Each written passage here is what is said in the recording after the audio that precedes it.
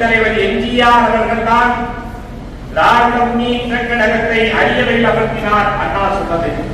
அண்ணா முதல்வரானார். கருணாநிதி அவர்களை முதல்வராக்கினார். அவர் முதல்வரானதற்கு பிறகு கட்சியை விட்டு நீக்கப்பட்டார். நீக்கப்பட்டதற்கு பிறகு திண்டுக்கல் நாடாளுமன்ற தேர்தல் இடைத்தேர்தல், அதிலே தாசாகன் என்பவர் 1,66,000 வாக்குகள் வித்தியாசத்தில் புரட்சி தலைவர் திமுகவில் வெற்றி பெற்றார். புரட்சி தலைவர் இல்லாத திமுக ஆளும் கட்சி அந்த தேர்தலில் அதே வாக்கு வித்தியாசத்தில் மாயத்தேவர் வெற்றி பெற்றார்.